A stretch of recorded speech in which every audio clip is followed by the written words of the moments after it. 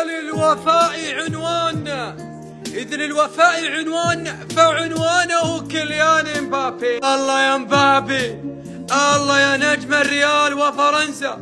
كيليان امبابي يحضر مباراة المغرب مالي ويدعم رفيق دربه في باريس أشرف حكيمي، علما بأن أشرف حكيمي في مقاعد للبدلاء وقد ينزل إلى المباراة ويلعب ويشارك دقيقة فوق 8 بقرار الركراكي.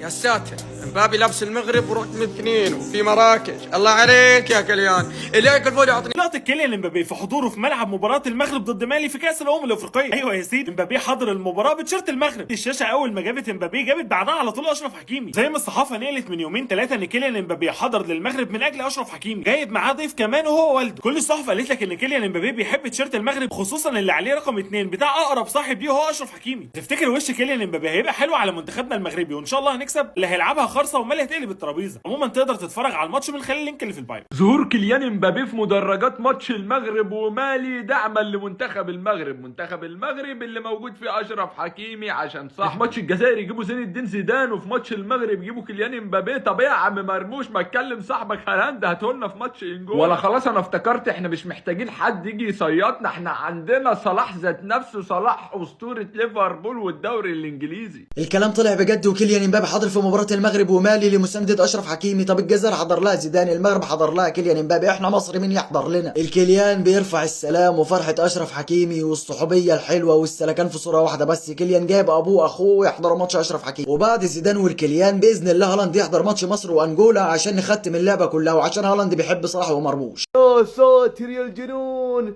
شوف من حضر لمباراة المغرب ومالي. كيليان امبابي محقق الاماني، كيليان امبابي لابس تيشيرت المغرب ورقم حكيمي لدعم حكيمي والمنتخب المغربي في مباراة اليوم. بإذن الله اليوم المغرب راح تنتصر ضد مالي، واحترام لمالي واخواننا وشعب مالي وربع مالي والعيال.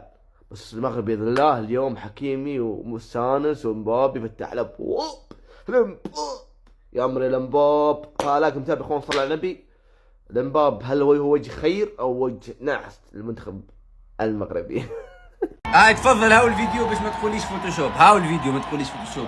وناس المغرب باش يكتبوا لي في التعليقات احنا متعودين بالنجوم يجونا المغرب، كل شهر عنا نجوم بالمغرب فاش تخرف. يا ودي مبابي مبابي الجمال وايه الحلويات اللي بنشوفها من كيليان امبابي ده يا جدعان. كيليان امبابي حاليا موجود في المغرب، انت متخيل يا صاحبي؟ يعني اي واحد مغربي كده معدي في الشارع او جنب الملعب او في اي حته في المدرجات هتلاقيه بيتصور مع كيليان امبابي. حاجه حلوه جدا جدا يا جدعان. زي ما انت شايف دلوقتي معانا يا غالي دي بعض اللقطات اللي اتصورت اثناء وجود كيليان امبابي وهو متواجد في المدرجات في مباراه المغرب ومالي في كأس أفريقيا، وكمان بيرتدي قميص المنتخب المغربي، التيشيرت الخاص لأشرف حكيمي. وكل ده كان دعم من كيليان امبابي لأشرف حكيمي. بصراحة يا جماعة شابوه شابوه شابوه من هنا للصبح لكيليان امبابي على الحاجات الحلوة اللي كان بيعملها النهارده في المغرب، سواء لأشرف حكيمي أو سواء للمنتخب المغربي. حاجات بتبين لنا معدن الواد ده إن هو ولد سالك كده من جوه، بيحب صاحبه بيموت فيه حرفيا. الكورة دي ضاعت ازاي يا جدعان؟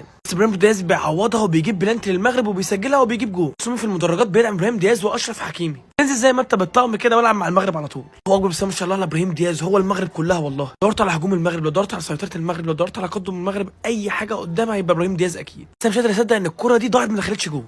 احلى شيء ببطوله افريقيا طبعا هدف المغرب دبل كيك، بس اكو اشياء اهم يعني جدا جميله بهاي البطوله. مثلا منتخب الجزائر دا يلعب زيدان دا يباوعهم لانه ابنه يلعب حارس المنتخب الجزائر. مو بس هيجي، هسه كنت دا اشوف لعبه المغرب يعني بعد دقيقتين ثلاثه تبدا، فدا اشوف على بين سبورت فجاه سحبوا زوم على واحد طلعوا هذا راني شايفه، يعني هذا الاسمراني شايفه هداف مو طبيعي لابس دريس منتخب المغرب. منو؟